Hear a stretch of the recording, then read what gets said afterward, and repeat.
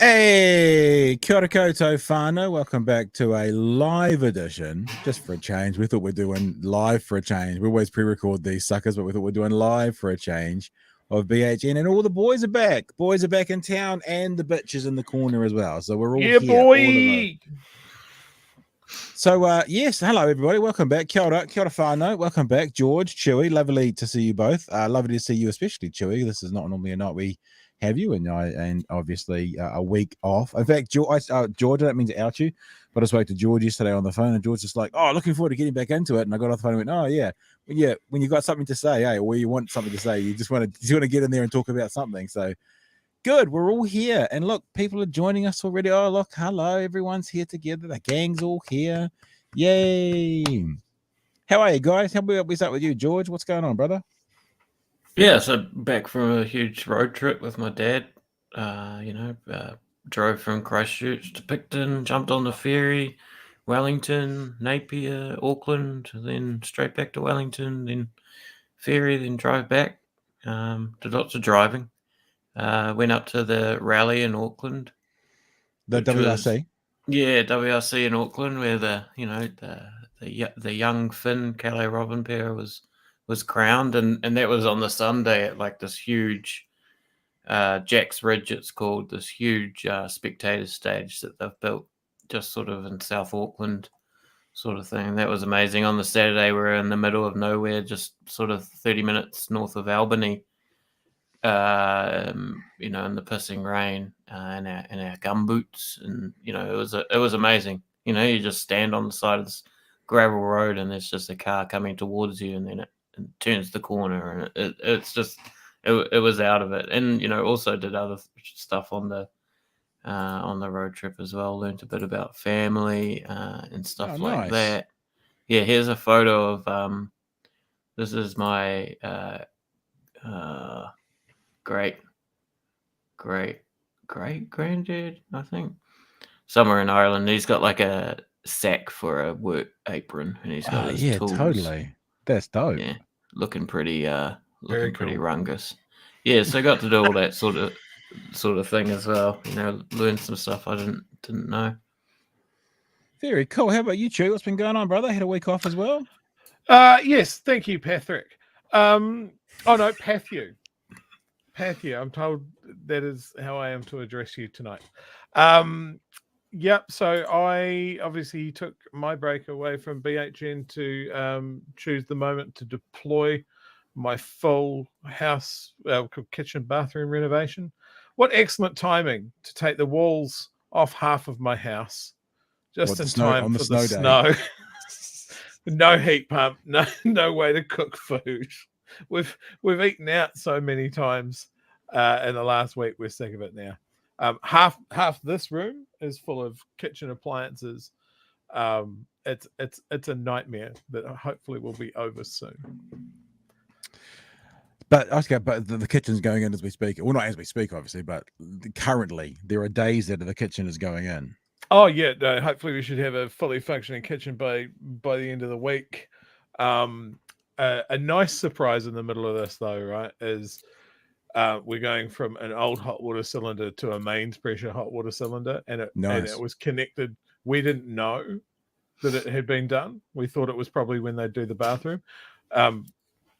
We go to have a shower, and it's like full blast, flay a layer of skin off your back at like full temperature, and I'm like, this is living. Real good. So that alone has been worth it. Very cool. I'm just trying to look to see how to rotate a picture, because you made me think about a picture that I took while I was away as well, George. Certainly sounds like you might have picked something up on your trip. What are you saying? What are you saying? You saying I got COVID? But it certainly sounds like you've gone to the plague lands and come back with the plague. No, I've been employed by a mainstream radio network, and I'm just trying on my radio voice. That's all it is.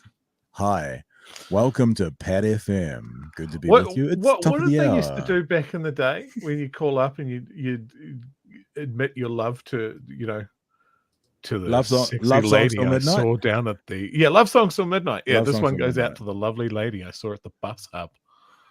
4:30. I think you no, are catching the 55 to Brockville. I spent the several days in Auckland, went up mostly to see family, and had a really good time actually. But I've come back with something, and it's not COVID. Well, it's not COVID yet.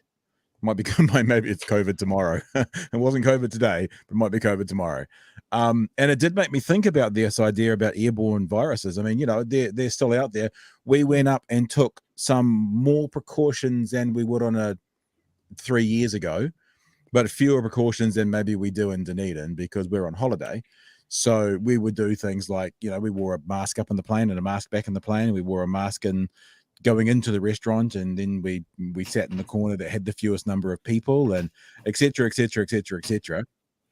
And obviously somehow some airborne thing got into me. That's what she said. And I've come back with something, and it just kind of just reiterated that fact to me that there's these things out there flying around that are still available, and this might be a time to just kind of send out our condolences at the moment to Karen, because Karen's released today that she's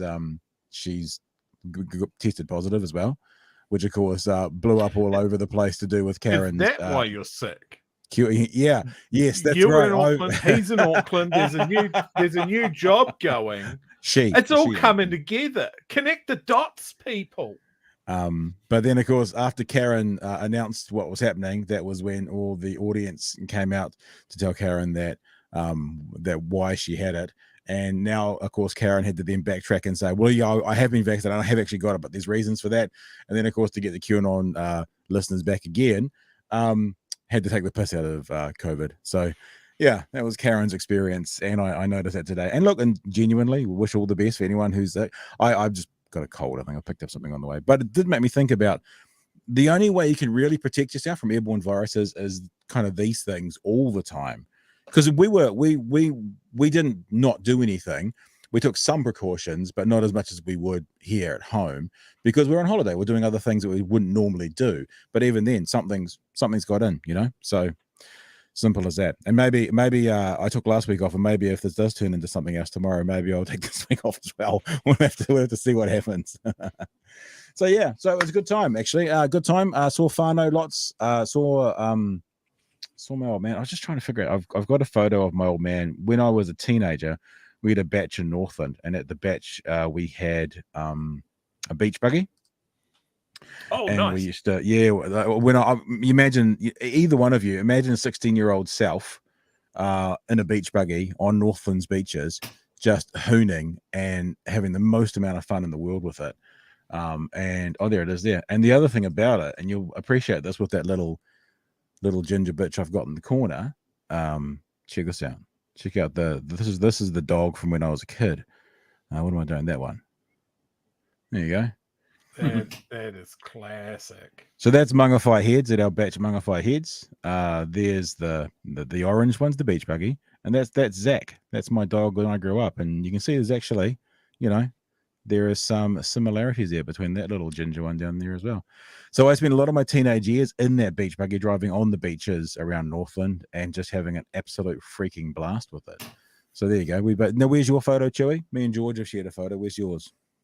Well, I was just looking around for that actually. Is it your turn? I think the only picture I have, I'm just trying to bring it up. If we're talking about older relatives and that sort of thing, where are we? We want to do that. I made that joke before about having breakfast radio voice. I am actually in talks. I'm not going anywhere. Just for people are saying, "What were you doing on the radio?" I'm going to be doing some contracting work to a radio station. It might only be through summer. It might be ongoing. We don't know. So you'll find out more about that the closer it comes. I probably shouldn't talk about it just yet. But yeah, going to get back into having a bit of fun.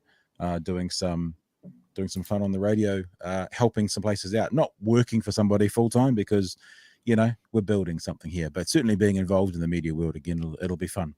It was fascinating, guys, going up and stepping into one of those big multinational companies and just going, oh, fuck, this is what it's like to work in a media landscape where there's money. When you're sitting in a foyer that's probably, the decorations for the foyer are probably $250,000 and just kind of going, oh, shit, oh, that's right. I used to work in this world where there was money and that kind of stuff. I forgot about that. It was hilarious. I've heard good things. So this is a photo that one of my relatives gave me the other day. Ah, cool. Which is so this is my what do you call it? My grandmother's sister. Your grandmother, so like your great aunt. Great aunt, that's the one that I'm looking for. And this gentleman here is her father. So my great grandfather, who fought in World War One. I think World War One and World War Two, because you can see he's quite old there. That's just before he deployed. Is that World War Two then? Yeah. And he got captured in Greece at the start of the war and spent the rest of the war in a prison camp in Austria. I've got a huge war history interest, and so the family just seems to funnel me these pictures as they come up. I've also got a couple of his medals in a box behind me here somewhere. That reminds me, we found my great granddad's grave out at Paraparaumu, and it's got because it's the service section, it's got his service number on it, so I can sort of track down some details. Yeah, he was in World War One. He got injured in Gallipoli. They mended him up and sent him to the Somme, where he got injured again. Which sounds I always feel like you read these stories and it's someone that like they landed at Gallipoli and they spent months there. And they survived and evacuated. And you kind of sense of justice goes, and that was it, right?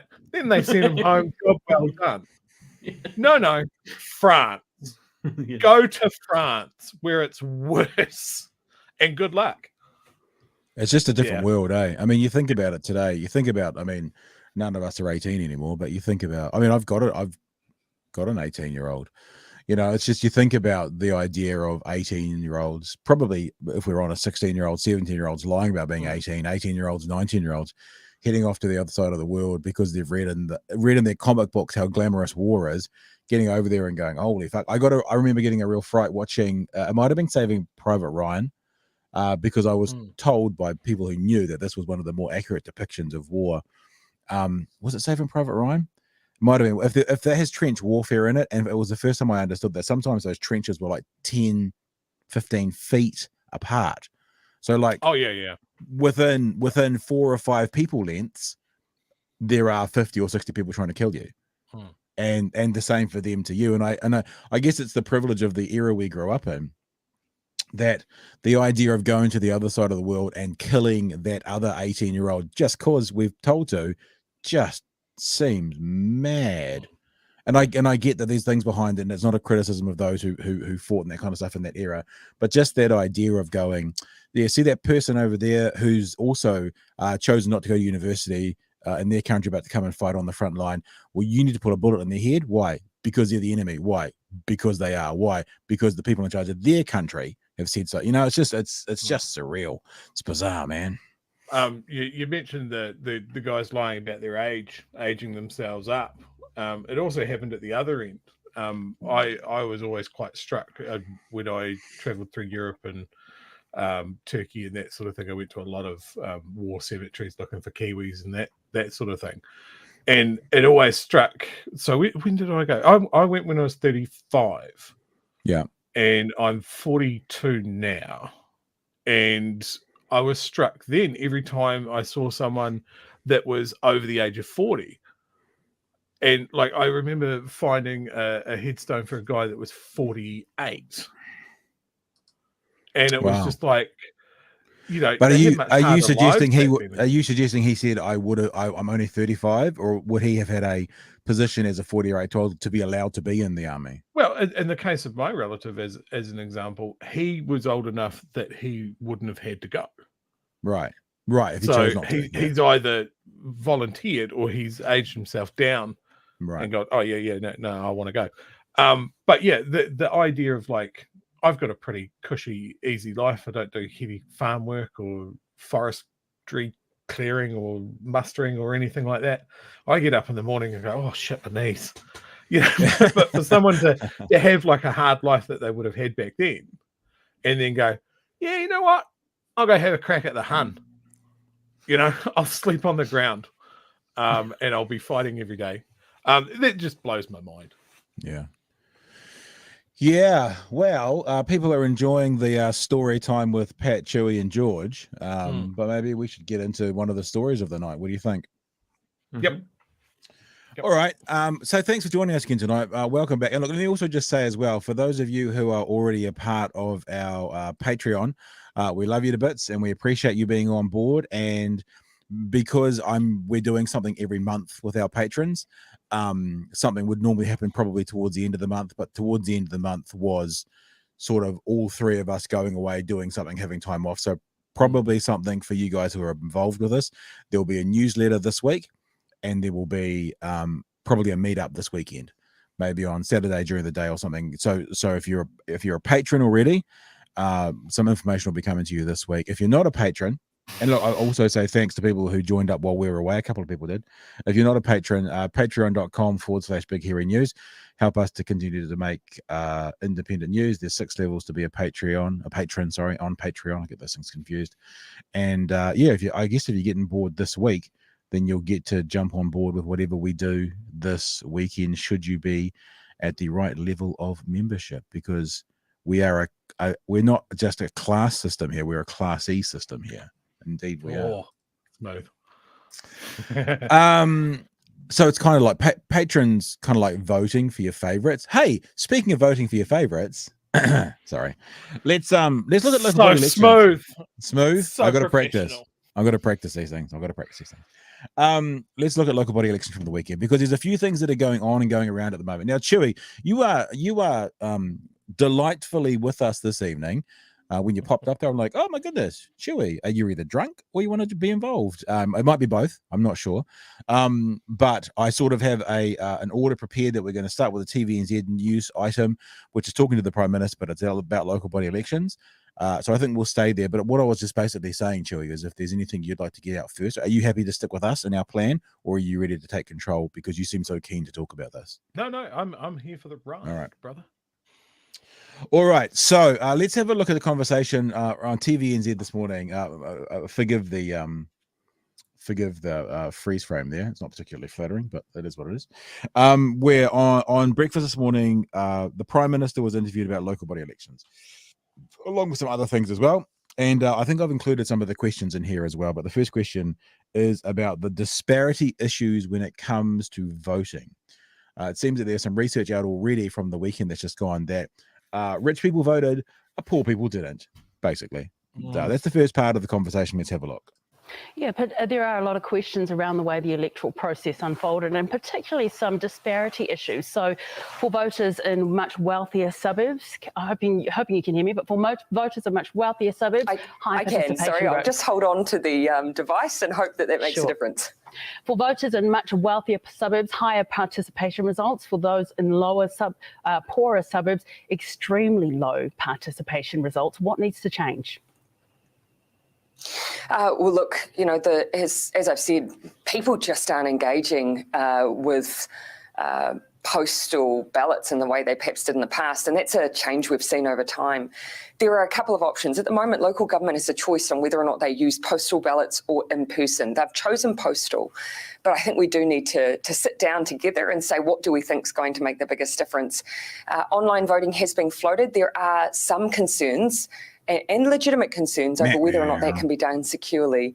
I think there's an open-mindedness here, but what I do think needs to change is just simply relying on postal. All right, first part comes down to this, guys. There was also an item put out today by Christopher, well, not by Christopher Luxon, but Christopher Luxon was asked about local body elections, and he too is concerned about the low turnout. National leader Christopher Luxon has joined calls for urgent reform to voting systems for local body elections. Luxon said today there needs to be changes to lift low rates of voting. His calls echoed that of Local Government Association, which represents councils, which is calling for what it calls a, quote, short, sharp, independent review of the voting system. So, gentlemen, to start off with, how we vote. Chewy, any thought? I have lots of thoughts around this, but I'll let you guys go first while I go off and have a cough. Okay, so I'm a mad political tragic, obviously. My first local body election that I voted in was the last one here in Dunedin. So I've only ever voted in 2 as a 40-year-old man. The engagement that you get, the encouragement to vote, the explanation of what you're voting for and how it works at a local level is just not at the level for a general election. And then I think, especially this time round, people are so burned out and there's so many kooks. And how are you supposed to tell? Like the money's not there for people to advertise because it's all off their own bat. And because rightly or wrongly, some people don't like to associate themselves with a bigger political party. And maybe even if you do that, it's a double-edged sword. Some people know who you are. Some people hate you because you've done it. And then you're kind of the rat-faced cousin to the general election candidates for that party. So they don't free up a lot of money for you. But if you were just relying on what comes to your house with your voting papers and your booklet of how to vote and here are the people to vote for, you are fucked. Those booklets tell you nothing, you know?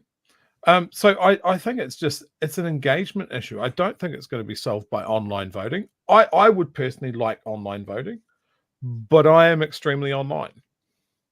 You know, my sort of reckoning is if they can make online banking safe enough for people's money, then they should be able to do it for elections, right? Well, no, I think you've just, but I think you've just nailed it. I mean, online banking, online with IRD.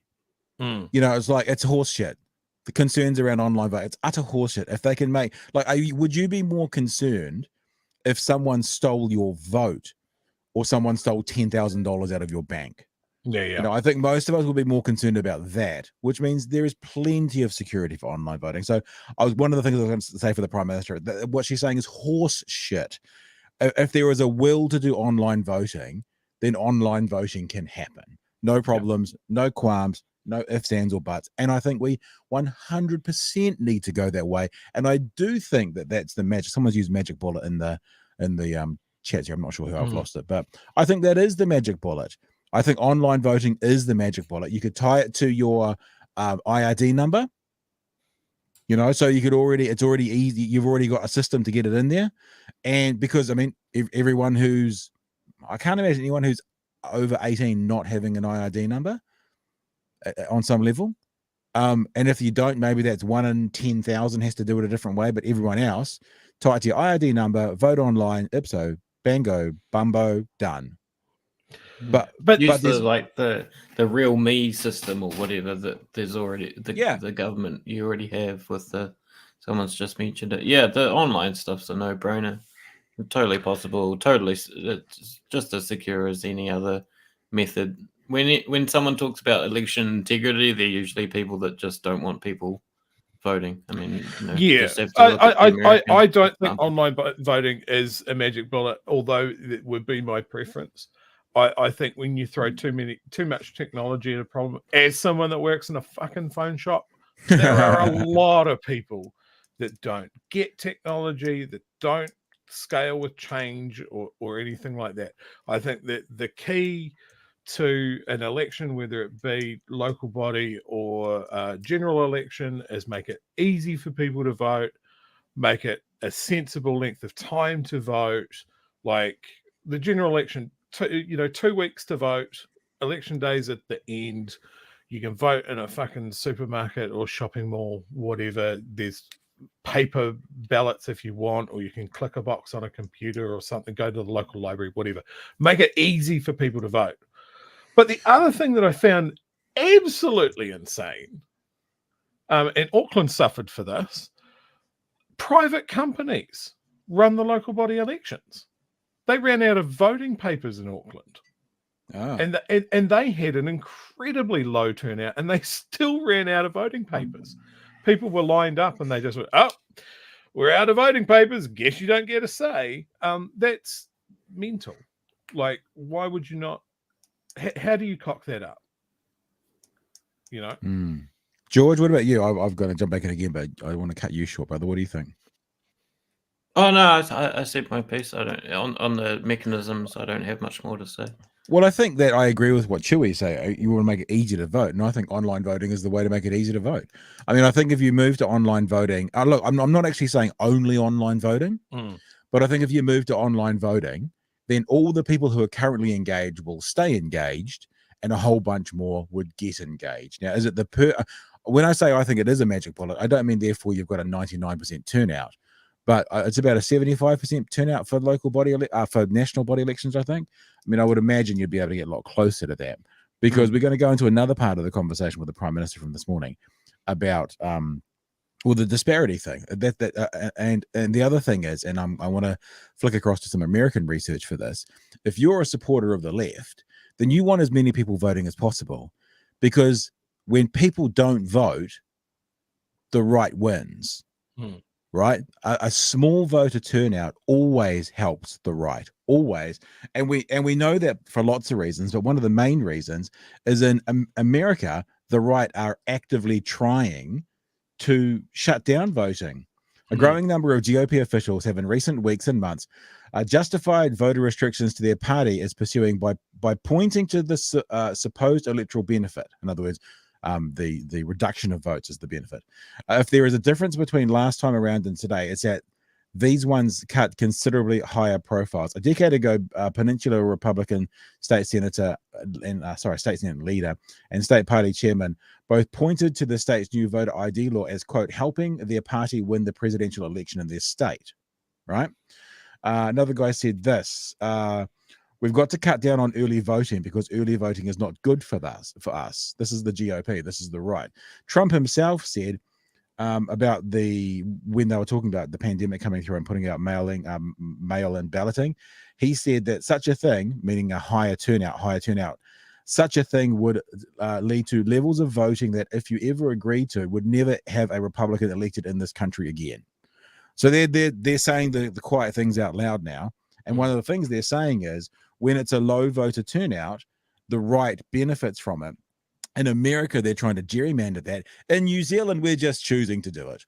We're just not getting involved. Now, either way, whether it's just not getting involved or whether it's gerrymandering, the reality is a low voter turnout tends to help the right. So when the Prime Minister stands there and says, oh, there's some genuine concerns around that, I'm like, fuck, man, your group, your side of politics should be doing everything it can to get everyone who can voting, because it's actually going to help that part of the political spectrum, because a low voter turnout helps the right.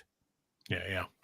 No, I agree. Like the last general election, was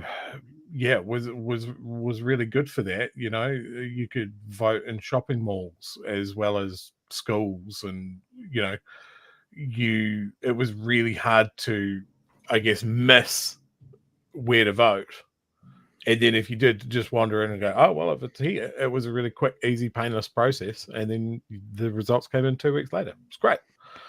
But yeah, I think people's buy-in on local body elections is a lot lower.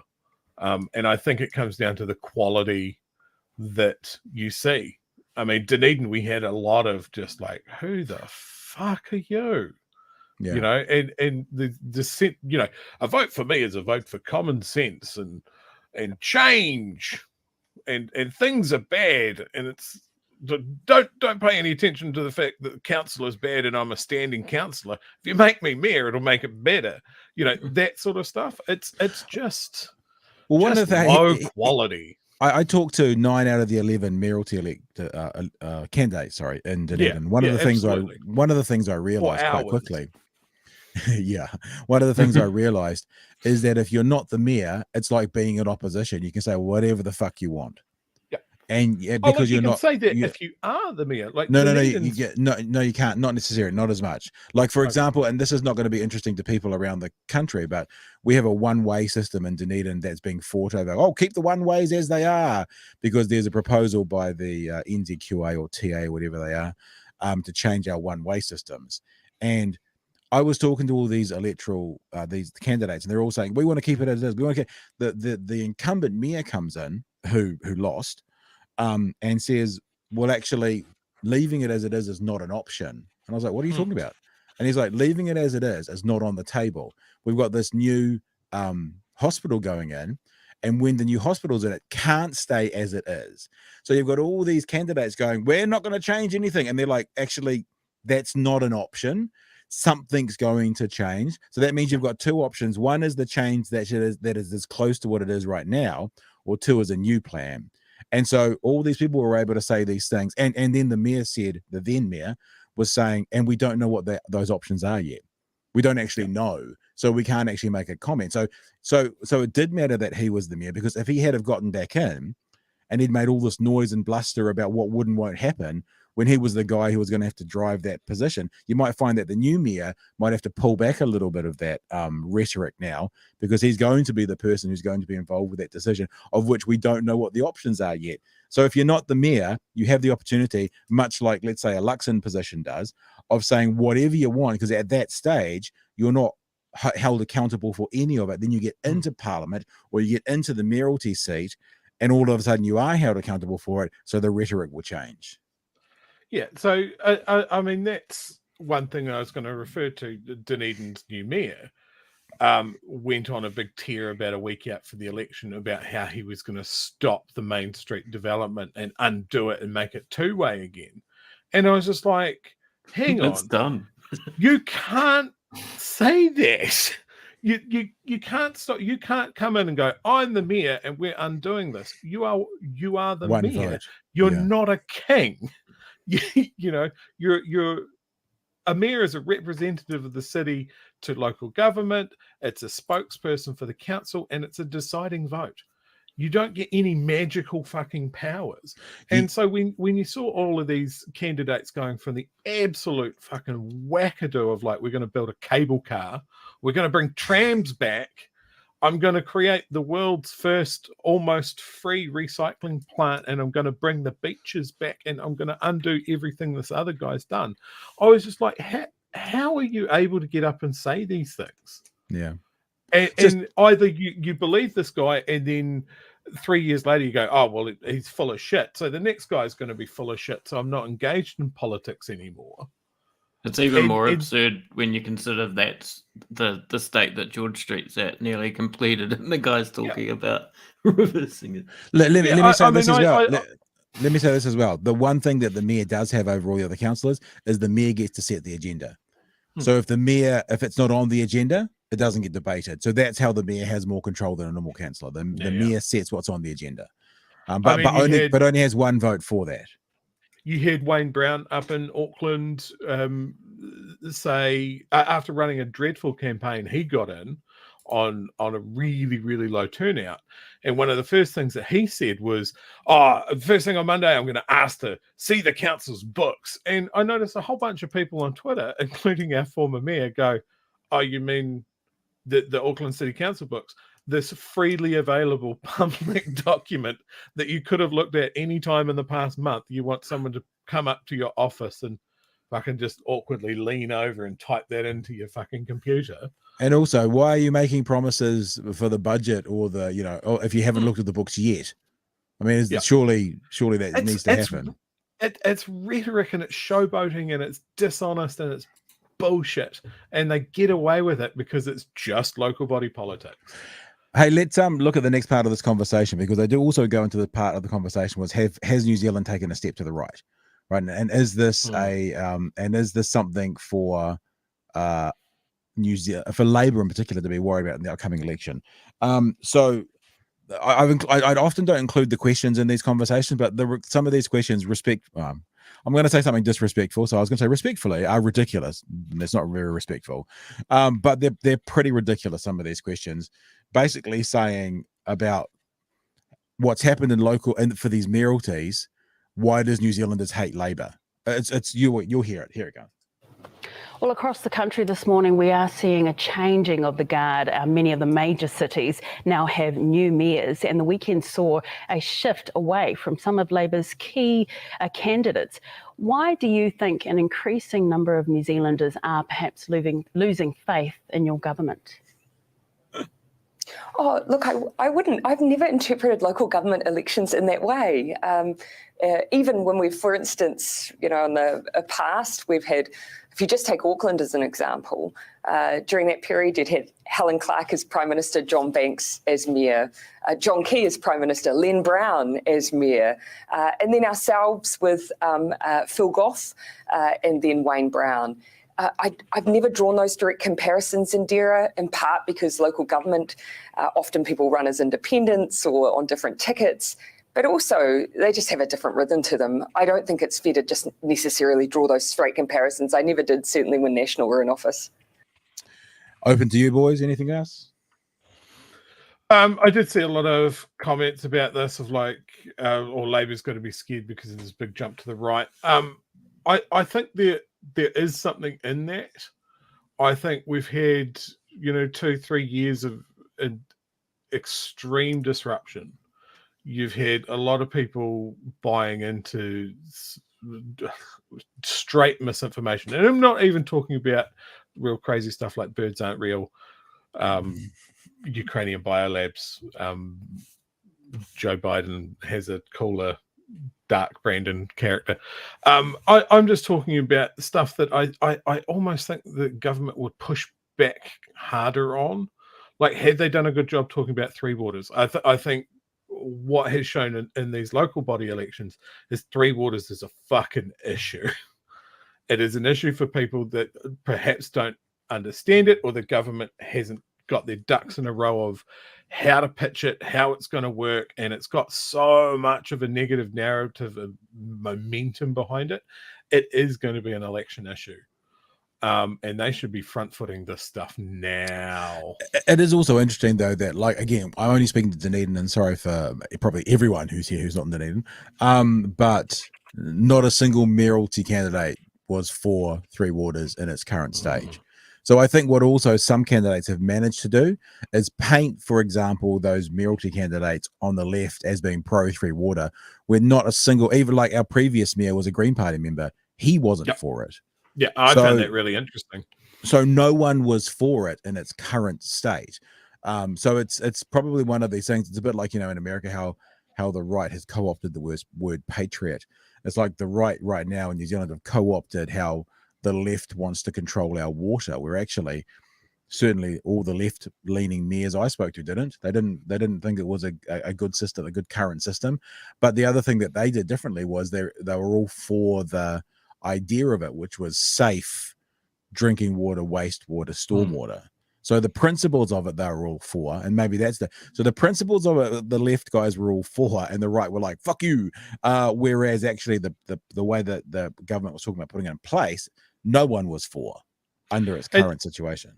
And the nuance of that debate and discussion around Three Waters is gone now. Yeah. It's like, it's a left versus right issue. If you're not for Three Waters, then you're a racist. That's where we've got to. And if you're against Three Waters, if you're for Three Waters, then you're a woke lefty and you're anti-democracy. It's been that polarized over something like, hey guys, councils are broke and they can't look after their pipes, and you're all going to start dying of Campylobacter. We need to do something about it. Fuck you, you're racist. So yeah, this is a central government program. Why are they not getting their ducks in a row? The next part of this conversation, unless you've got anything to jump in with there, George, you're welcome to. Nope.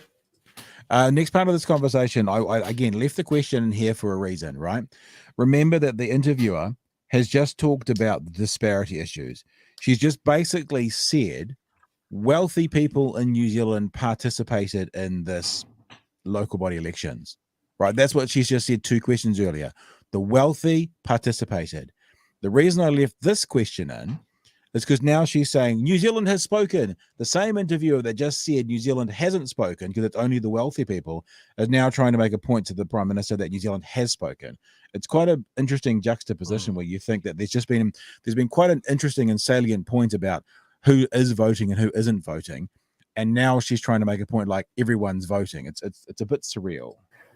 Well, if the weekend's results are anything to go by, New Zealanders across the country have sent a pretty clear message that they want change. Melissa Stokes earlier, my colleague, just interviewed 3 of the new mayors. Tanya Tapsford, Rotorua Mayor, said, "We will push back on the government with their flawed housing policy." Nobby Clark, new mayor in Invercargill, said, "We will also push back against their housing policies and we will push back on 3 waters." There seems to be a lot of pushback against government policies. So that's turned into basically, do you remember that Simpsons episode where Marge was running for council or something and she was trying to make salient points and then eventually she just went 9/11 and everyone went woohoo, and she went 9/11 and they went woohoo, and she went, whatever, protect our troops, and they went woohoo. And so now people, the pushback against the government, the anti-3 waters, all that kind of stuff, the housing crisis, that's basically what these candidates have done to get in on some level, not to take away completely from them. And now they're continuing that conversation on, we're going to push back against the government. Well, you will until there's a 50-year fucking flood and you're like, please come and help us, government. Please come and help us. Please come and look after us. Like we see in America all the time, like we're seeing in Florida at the moment with that hurricane that came through, and Biden went straight down there to help out DeSantis, and his people. And so they'll push back while it's politically advantageous for them, and then as soon as they need an emergency day or whatever they call it, a national forces to come in and help out with a quake, all of a sudden the nobbies of this world will be looking to central government to help in any way they can whatsoever, and won't be pushing back anywhere near as hard. Yeah, I think Nobby is first of all, I love Southland having Invercargill having a Nobby as a mayor, but yeah, he's anti-climate change. Climate change denier, emissions trading scheme is a scam, which maybe anti-3 waters. So I mean, next time that there is a flood in Invercargill or they can't drink their water, but yeah, it's what do you do? It's engagement. I think the highest engagement that I've seen here in Dunedin for so many years, and we got quite a big swing to. Well, I think our council is split down the middle with a right-wing mayor as the casting vote. So that could be interesting. But we had a turnout of 50%. I think I saw Auckland was way down. I want to say in the high teens as far as turnout goes. Is there a point in a local body election where you just go, there's not enough people voted, it doesn't count, doesn't work when the numbers get that low? 3 people turned out to vote, but election voided. Try again. Yeah. All right, let's play some more of the Prime Minister, shall we? Across the board, I mean, what's your response to that? Oh, and look, there's, in my mind, there's been times when central and local government have had different positions on issues, but actually these are also times when we need to work together. We've had a housing... I actually experienced this with my conversations with some of the candidates as well. Some of those people who are very pushback against the government and government control, and we don't want to give the government control over our water and that kind of stuff, but they wanted central funding for transport. Like, I'm like, how are we going to pay for this transport system you want to go between Dunedin and Loop? Oh, I think central government should pay for that. Hang on. But if central government pays for that loop, then that's from the centralized tax coffers. That means someone else in the country is contributing towards our public sector. So you're saying, why should we pay for Clutha, but we're happy for Clutha to contribute their taxes to the government to pay for our transport? Can you not at least, even if you don't agree, can you not at least see the strange thing going on here? How it's, you know, and it's again, it's the whatever is advantageous, and that's why I think the Three Waters thing has become a you know, a kicking ball on some level. And that's just Christchurch's new mayor is shopping around the idea that councils from surrounding areas should chip in and help build Christchurch's stadium, and absolutely isn't seeing any analogy there with Three Waters of other areas helping out with the pipes. Yeah, bizarre. Hey, we'll keep going. Crisis. And so we've worked very hard to overcome that by supporting local government with additional housing supply.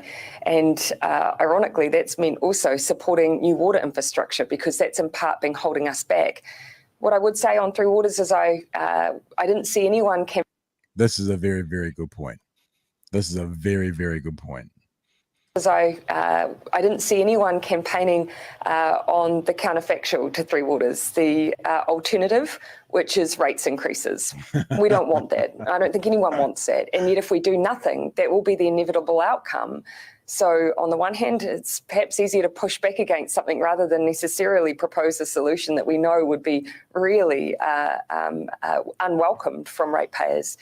Having said that, Indira, we do have the Three Waters legislation before Select Committee, and we are open to making the changes that will make it as smooth a transition as possible. But we ultimately still have our communities at heart, all of us do. We want clean, safe drinking water, and we don't want to see those massive rate rises that will come about if we don't go through with change. So that says to me, it's a little bit like the same example that I just gave about the one-ways here in Dunedin. The current system can't stay as it is. So something needs to change. Either a centralized model, or ratepayers are going to up your rates, which for renters are going to up your rent. So something has to change. So the status quo can't remain. Now, what's going to change? That's what I guess needs to be decided. Yes, and I understand that, Pathy. But I am 72, and I had a great time in the 80s. And so I want my city to stay there. How do you propose to solve that? I want my rates to be at 1980s level. I want to park my car on the footpath like I did in the 80s. And I want to smoke in restaurants. Who's going to let me do that? I'm quite looking forward to going through the new mayor of Dunedin's interview I did with him, because I'm pretty sure he was talking about, I'll check this out, talking about in the interview about listening to the will of the people. So I'm going to start a petition to halve our rates and see if we can get the will of the people behind that and see what he's got to say about it. I'm quite interested in that, actually. One thing, this is just a little microcosm. I'm in a Dunedin music Facebook group of musicians and that sort of thing. And there's been one guy there that has been very anti our outgoing mayor, because in his opinion, he hasn't been doing enough for the local music scene. We need a new venue. The council bought an old theatre and then has done nothing with it. All valid criticisms. But at some point he flipped the switch and it just became like, he's got to fucking go. He's a traitor. He's not doing anything. Maybe the new guy will. And then our incoming mayor, who is pro-business, and I guarantee you there's nothing in the kitty for the local arts community. I absolutely guarantee it. And now he's all like, well, we just got to give him a go. And you know, he cares about public opinion and that. And everybody's going, what the fuck? No, there's, you know, in your interview, the hour and a half that you spent with him, did he spend any time talking about the local art scene? No, but equally, the one question I wanted to ask him that I didn't get a chance to ask the new mayor is, when he talked about his business experience, was, are you aware that Dunedin, same question could be asked to any of the other business leaders who are now mayors, your city is not a business? Because if it was a business, the first thing you'd probably do is get rid of the libraries, because they're not particularly profitable. You know, like you don't run a city like you run a business. So actually, this idea of they can do business, I don't necessarily think is a good transition. I'm not saying it's unhelpful, but it's not the selling point to then run a massive place that provides services at a loss. You know, which is what I mean, the ambulances or the police, or I know some of that's centralized and stuff, but that they don't run at a profit, they run at a loss. So, you know, perhaps someone who's run a charity would be a better person than someone who's run a business, not looking to figure out how to make, a business Buses. returns a dividend. Buses are a really good example to that. Yeah, perfect. The benefit to the community is much higher than the money that they'll ever be able to pull in. So many councils have tried to turn buses into a profit-making motive, and it doesn't, because if the price goes too high, people don't use them. So it's a service. Last clip from the conversation this morning, and it was, and I think it's a interesting and valid question, which is, do the results over the weekend have any concerns around the upcoming election, i.e., this what looks like a swing to the right, although when we now also think it was the wealthy suburbs who voted, but the swing to the right, does it have any concern for the upcoming election? Again, I'll just stand by everything I said in the first answer. I've never drawn that comparison. Even when you've had national governments and then progressive candidates elected in cities, I've never necessarily drawn that assumption. And I think Auckland is a good example. Since the super city was established, progressive Labour-endorsed candidates have won those elections 4 times continuously, and that's been under national governments as well. So I've just not drawn those comparisons. All right, so that's all the clips from there. We've got a bunch of comments that have been coming in. I don't know which one of you guys have been starring those. Should we get some of those? Or there's some more comments from you guys either on the whole local body election and what's been happening? I mean, it is a swing to the right, there's no question. But if you actually have a look at the subset of who voted, it's a swing to the people who voted, as opposed to necessarily a theme through the whole country. Now, I'm not saying that in defense that Labour's going to get it next time. I don't have a clue. I gave up trying to predict elections a long time ago. But I think that it's a representation of who voted, maybe more so than a representation of the feel of the country. It may be a feel of the country, but I don't think that this voting bloc is a representation of the feeling of the country. I think that will be decided in about 12 months. It's too small of a sample size as well. Yeah. There's just not enough, people voting at local body elections. I reckon I'm going to run in the next one, because you only need $200 and 2 friends, and I can probably make a friend in the next 3 years. I thought you were going to fall short on that. Fall short on the friends. I'll lend you the 200, and you'll fall short on the friends. So then what? I'm halfway there.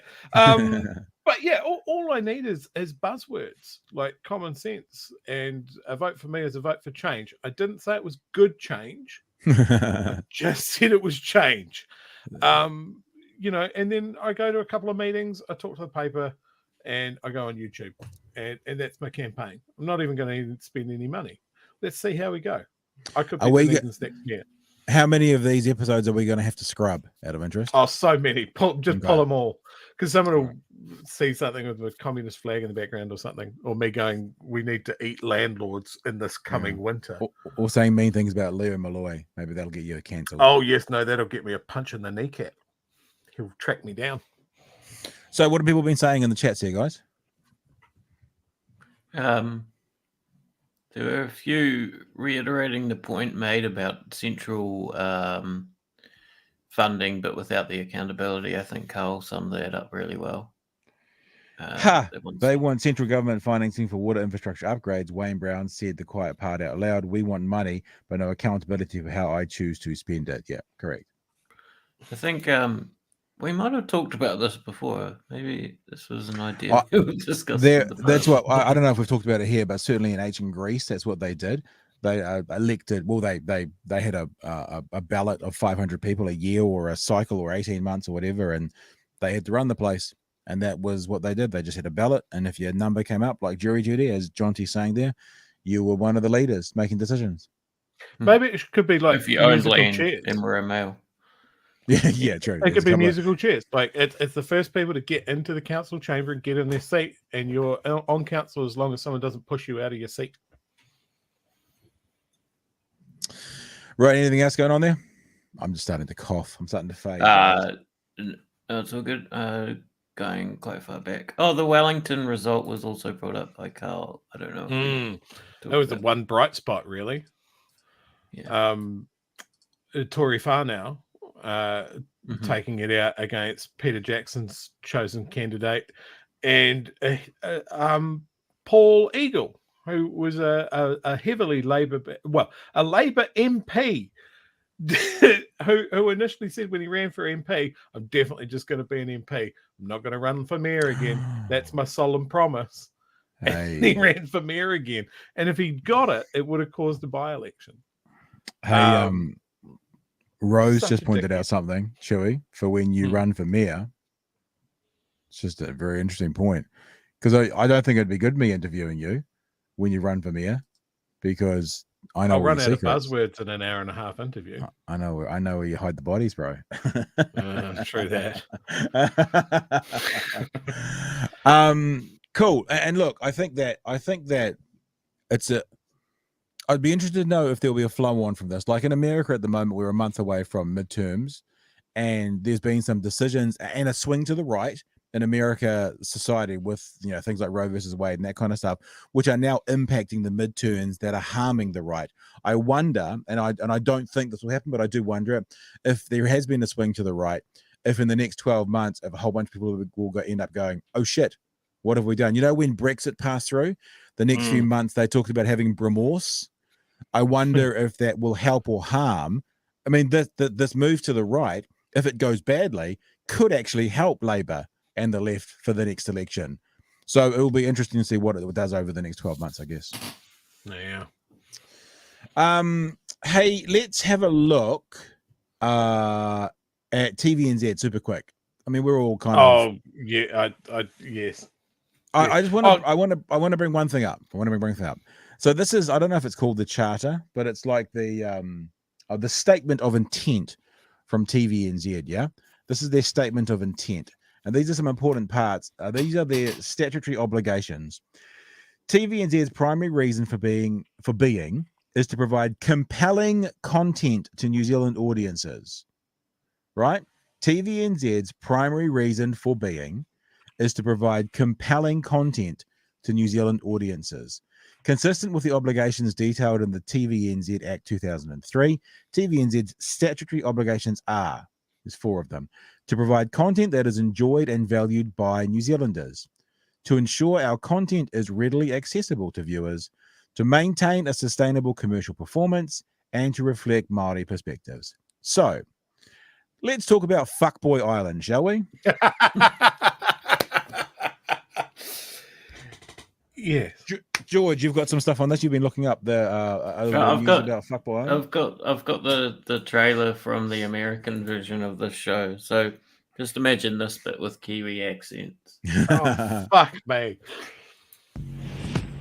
Women have been forced to tolerate the manipulative douchebaggery of F-boys for far too long.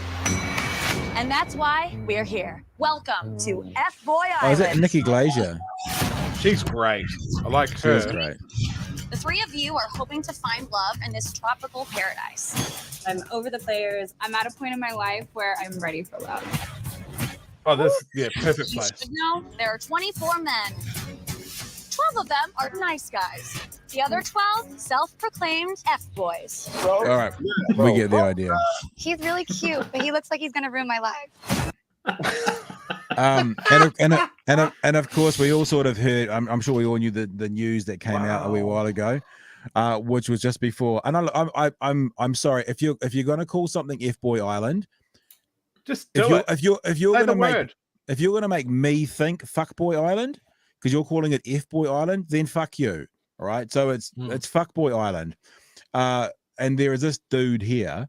Actually, you've got probably more of the details than me, haven't you, George? Because you've got the exact specifics. But reality show has been rocked by the revelations that it was good. No, that one of its stars took advantage of a teenager's drunkenness to get her into bed, cover her mouth and nose to keep her quiet when she called for help. So there's one of the Fuckboy Island contestants. Hang on. Let me just go back. That TVNZ considers as part of their mandate to provide compelling content to New Zealand audiences. I love that this reality TV show kind of seems like the apoapsis of reality TV because it makes the part that you see in reality TV where people are wondering about the authenticity or the realness of each other, and this one sort of just brings that into the forefront. And also, yes, surprise, surprise, one of the fuckboys was a bit of a fuckboy. Yeah. And I mean, he wasn't charged. He got charged with the thing they were trying to get him to find him guilty on was suffocating, which he got away. He got acquitted, even though the events of that night were all pretty much agreed on by all parties, that he basically lured a drunk girl back to his house, and that people heard her saying no, all that sort of stuff. Are you hinting at the fact that this guy might be a prominent New Zealand sports person? Because those guys seem to get away with it as well. Yeah, like who goes, let's take this terrible idea from the States that we can buy for cheap. It won't cost us too much production money, and there's definitely not going to be any problematic behavior for anyone that decides to put their name forward for this fucking horror show. Yeah, Exactly. who wants to be a fuckboy? It's like trying to find the arsonist in a reality TV show, and they're going, "Holy shit, they burnt the house down! What the fuck?" You know, it's like, well, of course, that's what they do. It depends on that behavior, right? It's in the title, fuckboy. It depends on that, but also it's framed in that trailer in the American example, anyway. And in fact, you'll see in the TVNZ response that I've got here that it's framed as somehow, handing the power over to the three women who are basically trying to figure out. Yeah. It's female empowerment, is it? Oh, yeah, okay. Yeah. I'm just find over the players and I'm looking for love. And I thought this was a perfect opportunity to put myself on a rapist island. That's a much better title. Oh, t-shirt, please. T-shirt. Rapist Island. I like that much better. Yeah, I think you need a bit of context for that T-shirt. Some people might be a bit confused. They're in the pool and they're talking and they're trying to get to know each other, and the woman's trying to find out if this guy's a fuckboy, and he gets her a drink and she's just like, that's right, it's Fuckboy Island. I'm not gonna drink this. Yeah. Yeah, so it smells a bit of Rohypnol. This one is this one safe? Is this one safe? So it's just the glass of Rohypnol with an umbrella in the top. Obviously, we're not laughing at that. What can happen with date rape drugs, but the lunacy of being surprised, as George has said, that one of the fuckboys is a horrific fuckboy. So what was tell us the response, George? Get George, have us the response. The statement, quote, "The format puts the power into the hands of the female contestants and emphasizes aspects of the current dating culture." So not only the excuse of it puts the power in the hands of the female contestants, but this excuse that does get sort of wheeled out for this sort of thing is like, it's just reflecting reality, right? So the emphasis seems to be that we need to somehow reproduce the bad reality of modern dating or whatever it is as a spectacle for our content slop that TVNZ is obligated to give us. So 3 episodes of the traditional game show format where they're trying to work out who's a fuckboy or not, and then halfway through, one of the contestants, the police come out of the bushes and arrest one of the contestants, and then it morphs into a procedural courthouse drama of trying to find out whether he has broken the law, and he clearly has, but the victim has been traumatized so much that she can't go through with it, so the guy gets away with it, and then we go back to Rape Boy Island. Is that too dark? I can never tell. Well, apparently TVNZ will buy it, Chewy. Just put it in an email, mate. You'll be sweet as. This is the thing about reality TV, right? The reason that we get so much of it is because it's fucking cheap to make. Cheap as, yeah. The Block, as an example, is weeks of a rolling ad for its sponsors and that sort of thing. You got Paula Bennett's latest Rich Housewives reality show, and it's all bullshit, and they've had to admit it. It's just trash. And I think there's a serious part here. As much as we're taking the piss out of these things, we're talking about a merger with Radio New Zealand, right? Exactly. Yeah. So is Radio New Zealand going to get worse, or TVNZ going to get better? I don't have trust. I look forward to our morning report interviewing the winners of Fuckboy Island. That's going to be the best thing I've heard all year. The multi-channel synergy. Yeah, because you get the crossover Nice. promotions and stuff as well. Yep, absolutely. Oh God. Fuck. Boy. I do like our Boy Island now. I think I like making up new names for things. So, I'm going to pitch my version of it. It's a crime drama in the middle. Just so people also know the idea when people say that reality TV is not reality, the best example of that was when it kind of all came to we all know wrestling's not real. World Federation of Wrestling's not real, WWE, but that for a long time got sold as real, and then eventually now they say it's not. Obviously, they're still athletes and they still jump off top ropes and hurt themselves badly, but it came out when Survivor had to finally admit that they reshot all the swimming races, because what would happen is you'd have a cameraman sitting at the buoy watching the swimmers come around, and then you have a helicopter shot from the top. No cameraman. Weird. No cameraman in the water. Back into the water, and the cameraman would be in the middle of them, and they'd be swimming past. And so they were reshooting the another t-shirt. Oh, we got to find a t-shirt menu. Actually, speaking of, you seen this? Check this out. How's this for the dopest t-shirt ever? Put me in full screen. Show you around my screen. Put me in full screen. Is that not one of the dopest t-shirts you've ever seen? That's pretty good. Yeah. I like the Terminator one with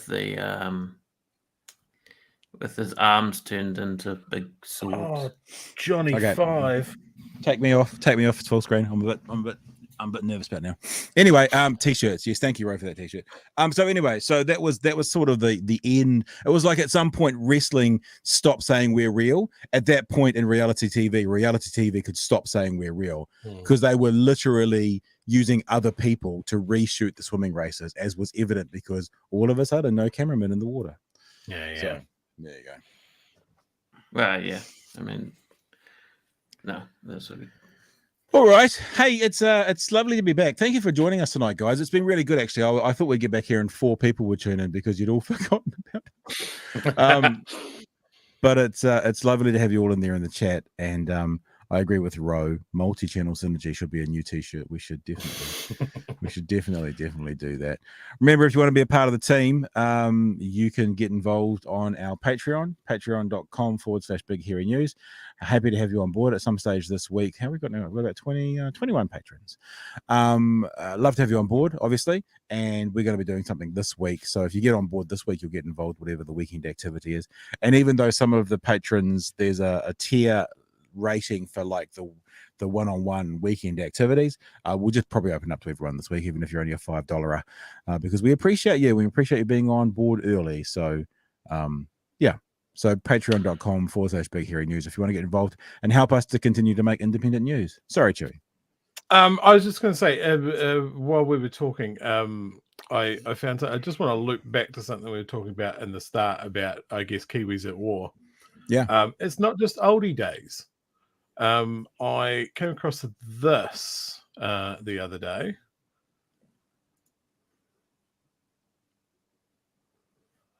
And you'll hear a pretty familiar accent. I can't hear anything. Am I supposed to be able to hear something? Oh, now? you've got no sound? Ah, bugger. Did you forget to click the little tab that says play audio as well? Probably. When you're sharing your screen. Oh. Get your grandson to do it. Chewy, get your kids to get it. Well, you could just put the link into the private chat and I could play it. Chess game window. Are you okay, dear? Put your hearing aids back in, sweetheart. I'm just going to put it in the chat then, because you're bullying me now. You're bullying me now. Anyway, it is some footage from the Ukraine with a very familiar accent in there. Private chat. Waiting in the chat. There's too many buttons on my screen. It's because you've got 186 tabs open. Come on, it's dear. True. There you go. It's in the private chat now. Yeah, I've got it already. Here we good. Go. Let's see if you can get it to work. God damn. A Russian drone flying up there. Shit! True. I'm good.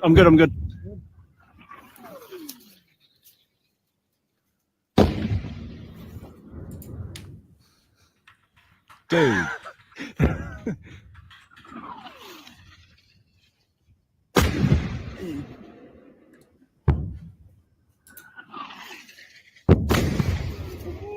We need to get the fuck out of here, boys. Yeah. I'm not Just get the fuck into that bunker. Okay. I don't really want to watch a snuff film on YouTube. I'm not sure if that's going to get us kicked or not. I checked it for that first. Okay, but yeah, one of the things that obviously there was a New Zealand soldier who died a few weeks ago in combat. One of the things that the New Zealand Defence Forces said is that there's about 250 active service Army members are away on unpaid leave. So they're not over there with the New Zealand Defence Force. They're over there of their own volition? Yes. Well, that's what's implied. And I mean, that might not be the full, all of those people are over there doing it. But I found it interesting that the New Zealand Defence Forces phrased it that way, that they knew that there were 200 to 250 active service personnel currently on leave without pay. There'd definitely be a network of people supporting and transporting people over there. That's sort of what I've gathered from talking to people.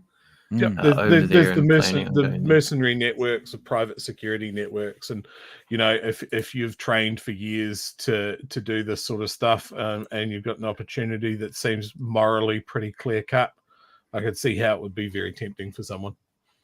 But just to finish on that very important point, did you notice my dog when I grew up? That was my dog when I grew up. That is a lot more morally clear cut than going to fight for Ukraine and liking that dog.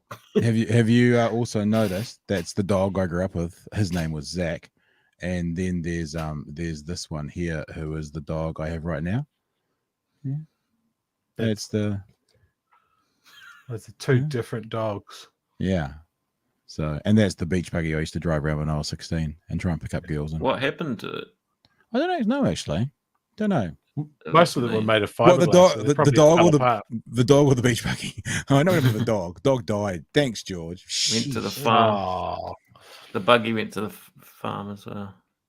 All right, guys, we're out of here. Thanks for joining us tonight, Chewy. A fantastic to see you tonight, Chewy. Man, it was lovely just for you to jump in there and could not stay away. And George, thank you for being involved. Nala, I seen the dog today when we got home. She's always a little bit excitable, but when we got home today, she exploded. I had to put her back together with PVA glue afterwards to make sure that she exploded. All right, team, we're off out of here. Thanks for joining us tonight. Really appreciate you all, and we will see you tomorrow night from 10 p.m. for another edition of Big Hairy News. Until then, hooroo, hooroo, and a hooroo again.